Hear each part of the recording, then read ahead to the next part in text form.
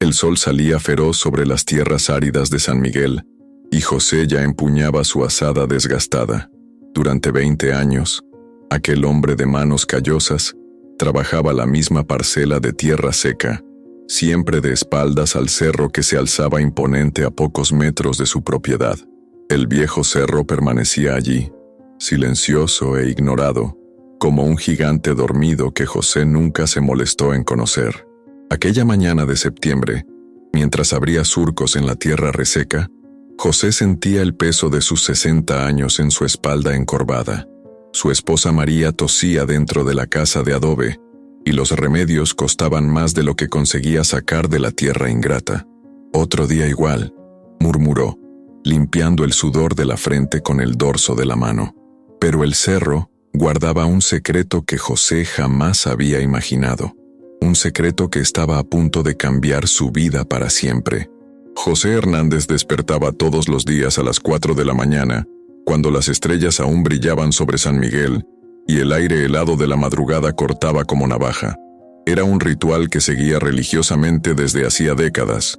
Levantarse, lavarse la cara con agua fría de una palangana esmaltada, beber el café amargo que María preparaba con los últimos granos del mes y salir a trabajar antes de que saliera el sol.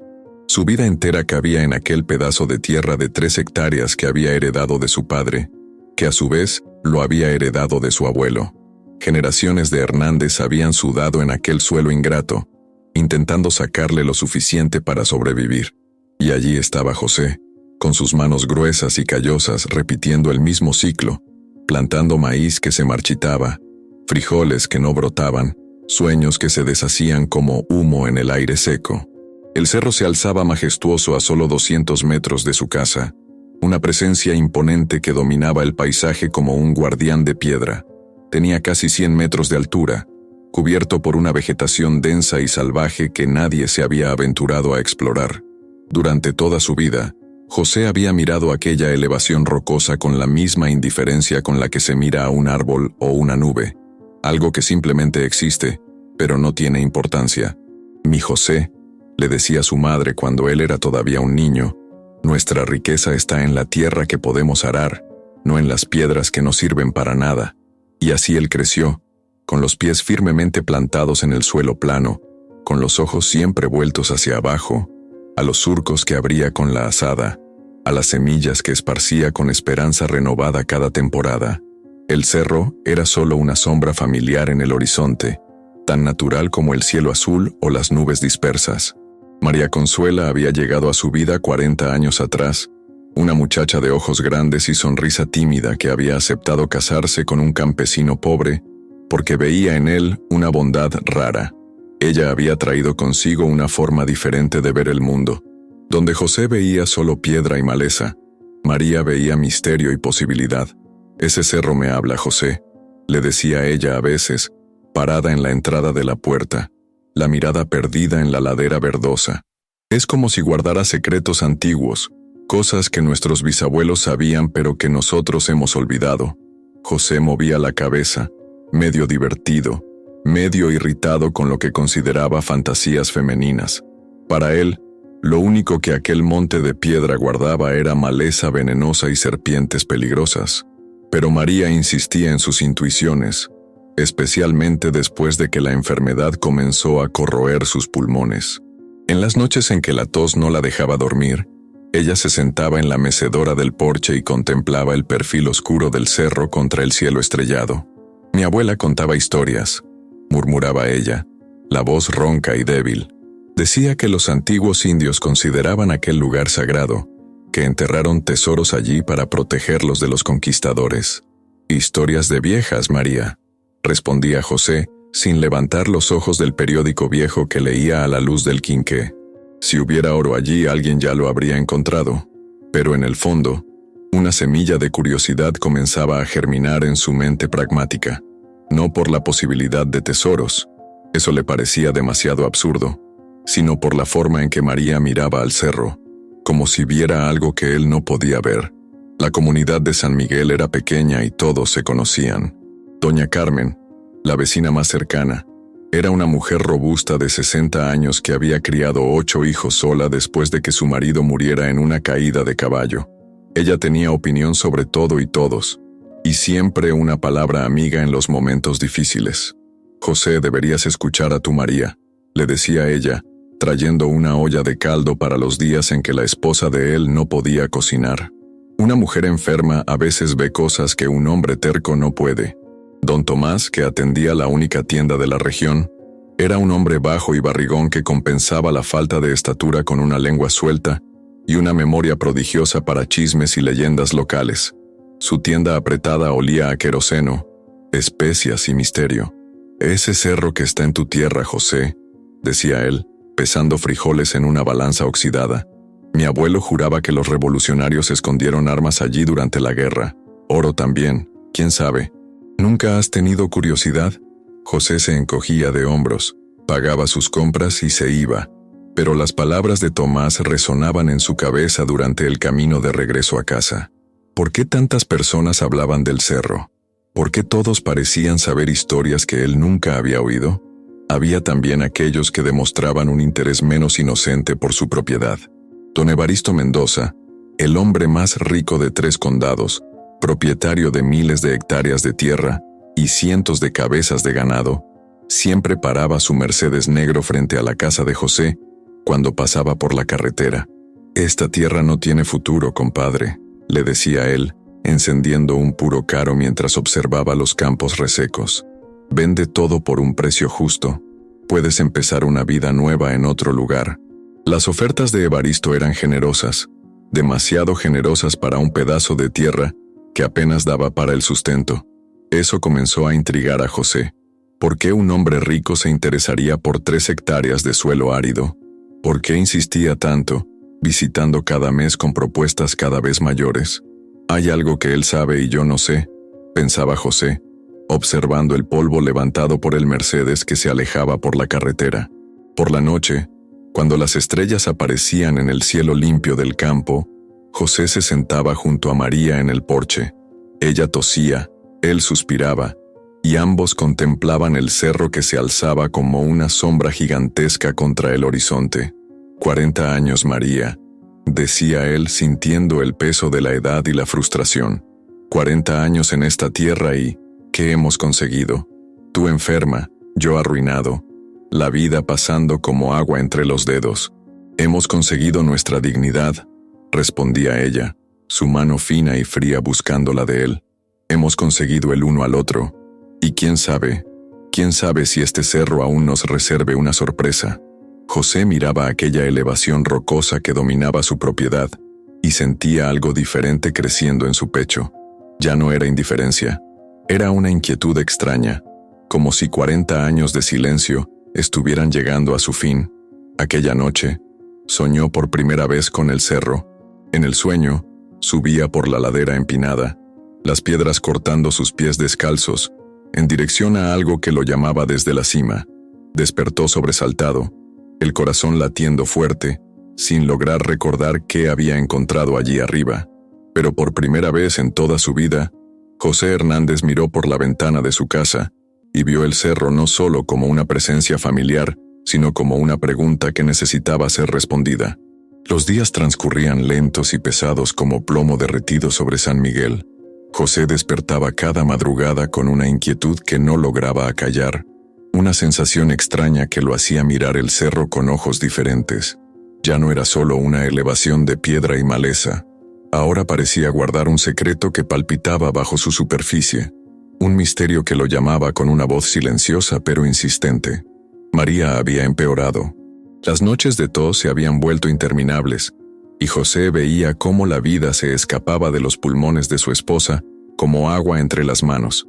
Los remedios costaban cada vez más, y el dinero que sacaba de la tierra reseca apenas alcanzaba para comer. En sus momentos de desesperación, miraba hacia el cerro y se preguntaba si aquella mole de roca y tierra escondía la respuesta a sus oraciones no respondidas. Una mañana, mientras regaba las pocas plantas que aún resistían en su parcela, escuchó voces extrañas que venían de la carretera. 2 camionetas negras con vidrios polarizados se habían detenido junto al puesto de refrescos de Doña Carmen. Los hombres que bajaron no eran del pueblo. Llevaban trajes caros, sombreros de marca y botas que brillaban como espejos. Uno de ellos desplegó un mapa sobre el capó de la camioneta y señalaba repetidamente hacia el cerro que dominaba la propiedad de José. Doña Carmen, curiosa como siempre, se acercó fingiendo barrer la entrada de su negocio. Logró escuchar fragmentos de conversación que la dejaron helada. Riqueza mineral, permisos federales, expropiación por utilidad pública.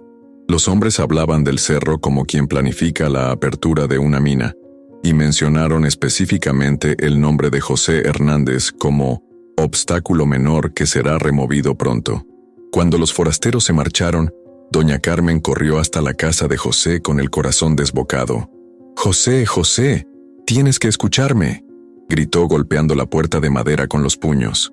El campesino salió apresuradamente, temiendo que algo hubiera pasado con María. «Vienen por tu tierra, compadre. Vienen por el cerro», le dijo doña Carmen con la voz quebrada por la urgencia. «Hablan de minas, de sacar oro o plata, y dijeron que te van a quitar todo». José sintió que el suelo se movía bajo sus pies. No era posible. Aquella tierra árida, aquel cerro que había ignorado durante 40 años, ¿podía esconder riqueza? Pero las palabras de doña Carmen no sonaban a fantasía. El miedo en sus ojos era real, tangible, contagioso. Esa misma tarde, como confirmando los peores temores, llegó don Evaristo Mendoza en su Mercedes negro, pero ya no con la sonrisa falsa de costumbre. Esta vez traía documentos oficiales con sellos y firmas, papeles que José no sabía leer pero que su instinto le decía que eran peligrosos. «Las cosas cambiaron, José», le dijo Evaristo con una sonrisa que no llegaba a los ojos. «Resulta que tu cerrito vale más de lo que cualquiera de nosotros imaginó. El gobierno necesita esa tierra para un proyecto de desarrollo nacional. Puedes vender por las buenas o...» Dejó la frase flotando en el aire como una amenaza. José tomó los papeles con manos temblorosas. Entre tantas palabras técnicas y sellos oficiales, logró entender lo esencial.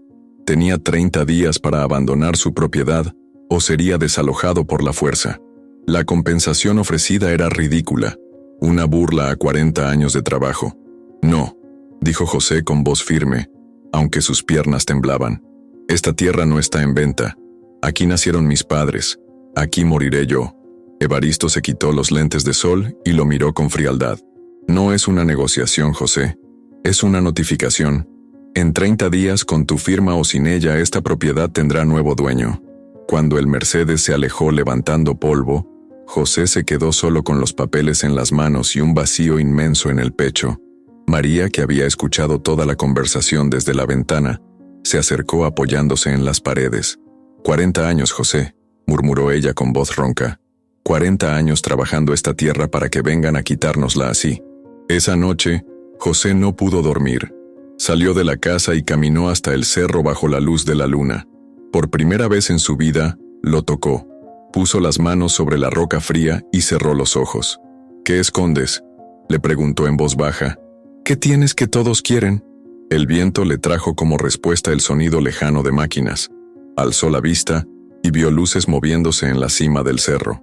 Hombres con linternas y equipos exploraban de noche, como ladrones, buscando algo que José había ignorado durante décadas.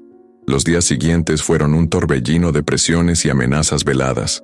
Desconocidos aparecían en el pueblo preguntando por él, fotografiando su casa, midiendo los límites de su propiedad.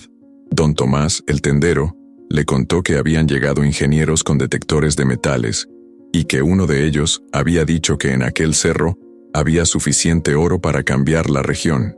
José se sentía como un ratón acorralado por gatos hambrientos. No tenía dinero para abogados, no tenía influencias políticas, no tenía más que su terquedad campesina y el amor por una tierra que ahora descubría que valía una fortuna. Una madrugada, mientras alimentaba a sus pocas gallinas, escuchó el rugido de motores acercándose. Una caravana de vehículos oficiales subía por el camino de tierra, camionetas del ejército, automóviles del gobierno, y en medio de todo, el Mercedes negro de Evaristo. María se asomó a la ventana con los ojos llenos de lágrimas. «Ya llegaron, José. Ya llegaron a quitarnos lo nuestro». José se irguió, Se quitó el sombrero y lo apretó contra el pecho. Sabía que había llegado el momento final, el momento en que tendría que defender lo único que le quedaba en el mundo, aunque fuera con las manos desnudas. El cerro, mudo testigo de 40 años de trabajo silencioso, se erguía majestuoso contra el cielo del amanecer. En sus entrañas guardaba riquezas que José nunca había imaginado, pero que ahora amenazaban con destruir la única vida que había conocido.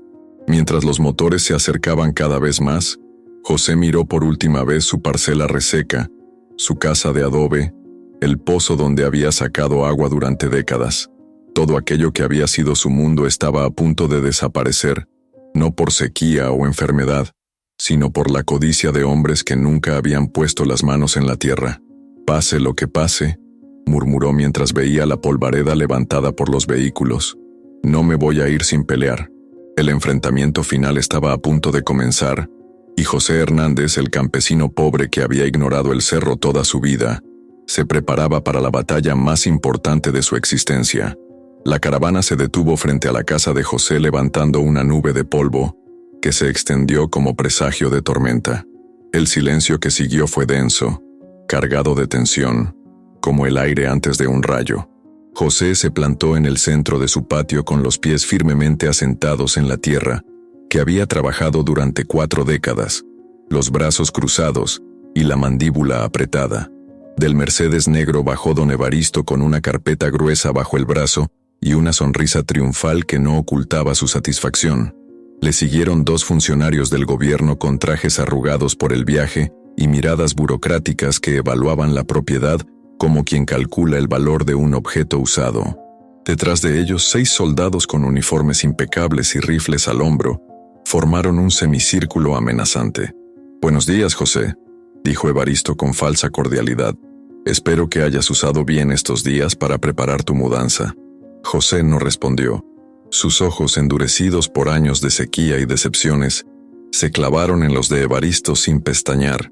En ese momento, María apareció en la puerta de la casa, apoyándose en el marco con una mano y sosteniendo un rosario en la otra. Su rostro pálido y demacrado reflejaba años de enfermedad, pero también una dignidad inquebrantable que hizo que algunos soldados bajaran la mirada. «Señor Hernández», intervino uno de los funcionarios desplegando documentos oficiales. «Por orden federal, esta propiedad queda expropiada para un proyecto de interés nacional. La compensación económica está detallada en estos papeles. Tiene 10 minutos para recoger sus pertenencias personales». La frase cayó como un martillazo sobre el silencio matutino. José sintió que la sangre le hervía en las venas, pero su voz salió serena, casi susurrada. 40 años he trabajado esta tierra. Aquí enterré a mi padre. Aquí nació mi único hijo que murió pequeño. Aquí he cuidado a mi esposa enferma. No me voy». Los soldados se tensaron, ajustando la empuñadura de sus rifles. El funcionario principal, un hombre calvo con bigote gris, se acercó un paso más. «Señor Hernández, no haga esto más difícil de lo necesario. La ley está de nuestra parte». «¿Qué ley es esa que le quita al pobre lo poco que tiene para dárselo al rico?», replicó José con una firmeza que sorprendió incluso a María. «Esta tierra me ha dado de comer cuando nadie más me daba nada. No la cambio por todos sus papeles con sellos». Evaristo, perdiendo la paciencia, se adelantó con el rostro enrojecido. «Basta de teatro, viejo terco. Debajo de ese cerro hay oro suficiente para llenar 100 camiones. No vamos a permitir que un campesino ignorante se interponga entre México y el progreso». La confesión resonó como un trueno en el valle. Ahí estaba la verdad desnuda. Oro. El cerro que José había ignorado toda su vida guardaba en sus entrañas la riqueza que todos habían venido a buscar. Pero en lugar de sentir pesar por no haberlo descubierto antes, José sintió una extraña paz. Ahora entendía por qué tantos ojos codiciosos se habían fijado en su propiedad. «Oro», repitió José lentamente, como saboreando la palabra. «Oro que ha estado ahí desde antes que mi bisabuelo naciera, desde antes que ustedes vinieran con sus trajes y sus armas. Si Dios lo puso ahí, no fue para que unos pocos se enriquecieran mientras los pobres mueren de hambre». El oficial al mando de los soldados recibió una señal de Evaristo y se adelantó con autoridad. «Señor Hernández, por última vez, Abandone la propiedad voluntariamente o será desalojado por la fuerza. José miró a María, que le sonreía débilmente desde la puerta.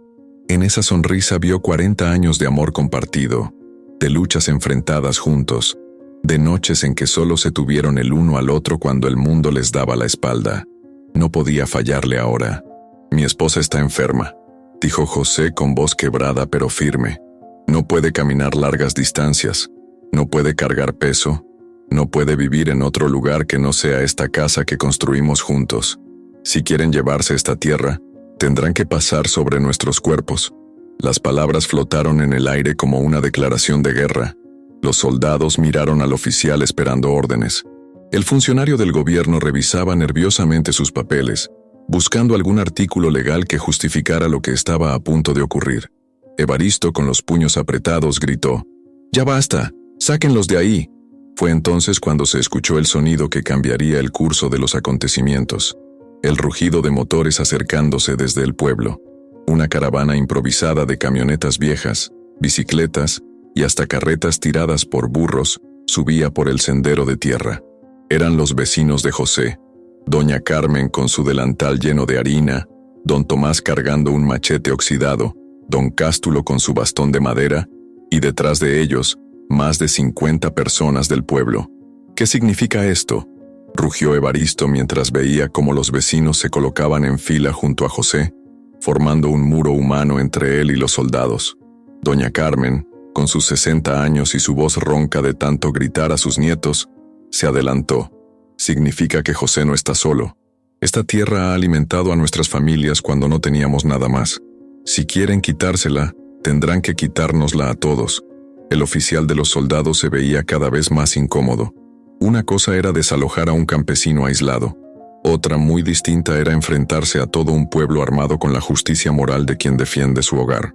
Don Tomás, el tendero que nunca había levantado la voz en su vida, gritó con una fuerza que sorprendió a todos: «Este oro es de la tierra mexicana, no de ustedes. Si lo quieren sacar, que sea para beneficio del pueblo, no para llenar los bolsillos de los ricos». Los murmullos de aprobación se extendieron entre la multitud. Algunas mujeres habían traído a sus hijos que se aferraban a las faldas de sus madres sin entender completamente lo que ocurría, pero sintiendo la tensión que electrizaba el ambiente. Evaristo, desesperado, se dirigió al oficial militar. «Tiene órdenes, cumpla su trabajo». Pero el oficial, un hombre joven con ojos cansados, miró a la multitud de campesinos, a José plantado en su tierra como un árbol centenario, a María sosteniendo su rosario en la puerta, y algo en su interior se quebró. «No», dijo en voz baja, pero suficientemente fuerte para que todos lo escucharan. «No voy a disparar contra mi propia gente por el oro de unos extranjeros». La frase resonó como un campanazo de libertad.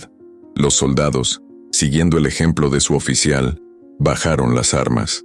Los funcionarios del gobierno sin respaldo militar se vieron súbitamente pequeños e impotentes frente a la dignidad colectiva de un pueblo unido. Evaristo, con el rostro desfigurado por la rabia y la derrota, gritó amenazas al aire. «Esto no termina aquí. Volveremos con más gente, con mejores órdenes. Este oro será nuestro». Pero sus palabras se perdieron en el viento mientras subía a su Mercedes, con los funcionarios derrotados. La caravana oficial se alejó entre una nube de polvo y el silencio victorioso de quienes habían defendido más que una propiedad. Habían defendido la dignidad de los humildes. José, rodeado por sus vecinos, cayó de rodillas sobre la tierra que había estado a punto de perder. Las lágrimas corrían por sus mejillas curtidas mientras María se acercaba lentamente, apoyándose en doña Carmen. «Ganamos», murmuró José con voz quebrada. «Ganamos sin disparar un solo tiro, sin más armas que la verdad». Pero en su corazón sabía que aquella victoria era solo el comienzo de una batalla que se extendería mucho más allá de los límites de su pequeña parcela.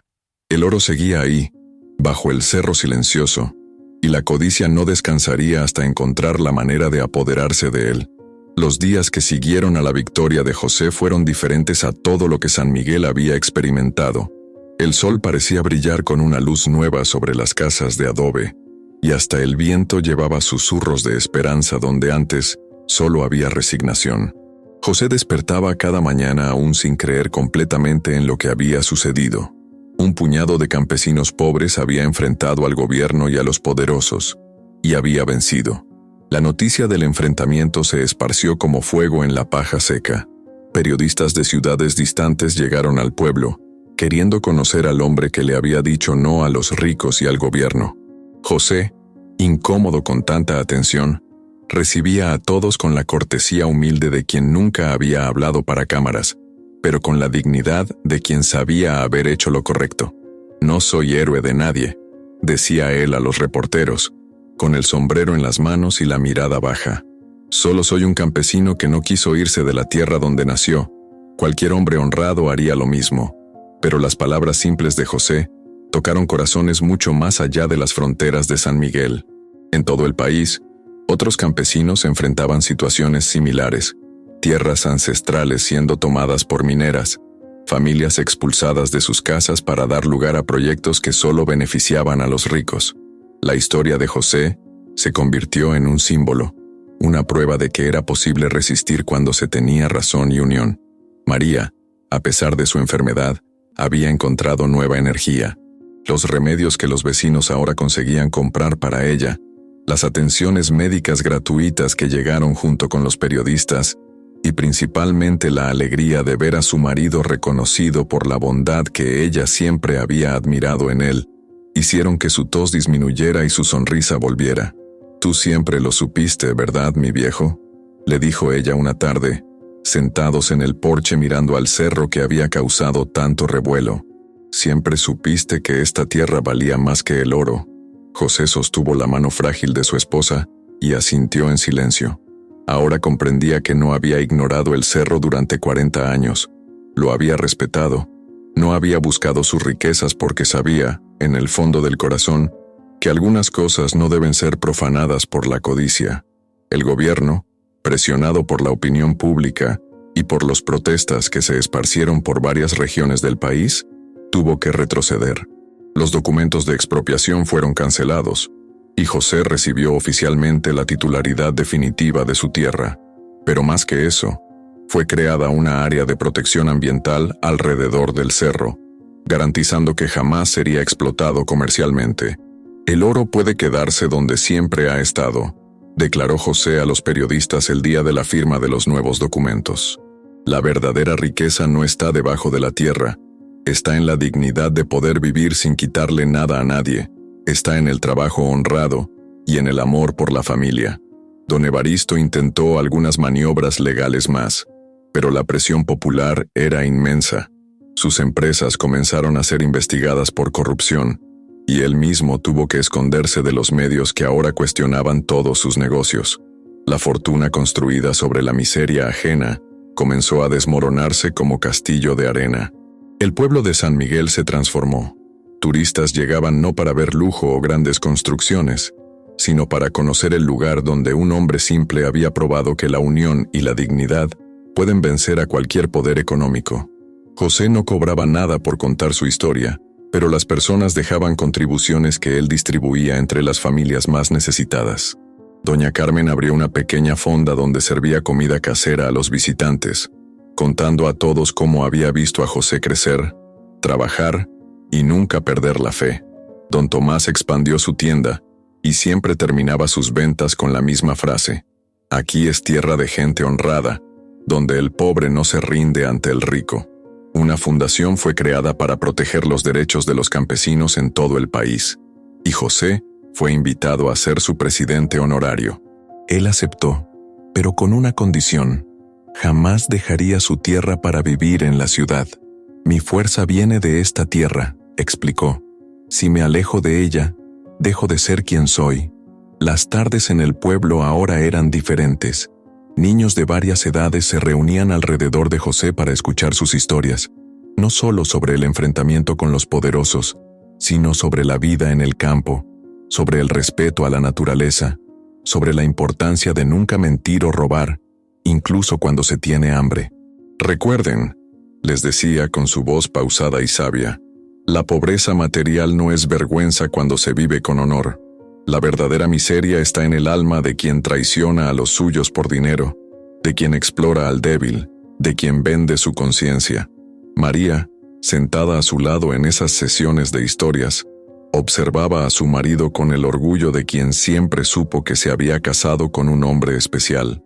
Su salud había mejorado considerablemente, no solo por los cuidados médicos, sino por la felicidad de ver a José reconocido y respetado. El cerro continuaba allí, majestuoso y silencioso, guardando su oro en las profundidades como siempre lo había hecho. Pero ahora era protegido no solo por las leyes, sino por el amor de un pueblo que había aprendido que algunas riquezas no deben ser tocadas. Una tarde, casi un año después del enfrentamiento, José subió por primera vez a la cima del cerro, no para buscar oro, sino para agradecer. Allá arriba, con el viento soplando entre las rocas y el pueblo entero visible allá abajo, se arrodilló y habló en voz alta. Gracias por enseñarme que la mayor riqueza no se excava, se vive. Gracias por mostrarme que un hombre puede ser pobre de dinero y rico de dignidad. Gracias por darme vecinos que se convirtieron en familia y una esposa que nunca dudó de lo que yo era capaz. Cuando bajó, tenía el rostro tranquilo de quien había encontrado la paz consigo mismo. José Hernández, el campesino que ignoró el cerro durante 40 años, había descubierto por fin que no lo había ignorado. Lo había guardado, como un centinela fiel, hasta el día en que el mundo intentó quitárselo. Su historia se convirtió en leyenda, pasada de padre a hijo, de generación en generación. Y siempre que alguien contaba la historia del campesino y el cerro, terminaba con las mismas palabras que José pronunció aquel día de victoria. La tierra no pertenece al hombre, el hombre es el que pertenece a la tierra. Y mientras haya quien recuerde esto, la codicia jamás vencerá completamente a la dignidad. Si esta historia tocó tu corazón y despierta en ti la certeza de que la dignidad siempre triunfa sobre la codicia, no olvides darle me gusta a este video y compartirlo con tus amigos y familiares. Suscríbete al canal y activa la campanita de notificaciones para recibir más historias inspiradoras sobre fe, resistencia y la fuerza de la gente humilde que nunca se rinde ante la injusticia. Deja tu comentario contando si conoces alguna historia parecida a la de José, o comparte cómo estos mensajes de esperanza fortalecen tu fe en el día a día. Comparte este video en tus redes sociales para que más personas conozcan esta lección de vida, que la verdadera riqueza está en la dignidad, en el trabajo honesto y en el amor por la familia y por la tierra. Hasta la próxima historia, y recuerda, no importa cuán pequeño te sientas, siempre hay una fuerza más grande que cualquier poder terrenal, protegiendo a aquellos que luchan por la verdad.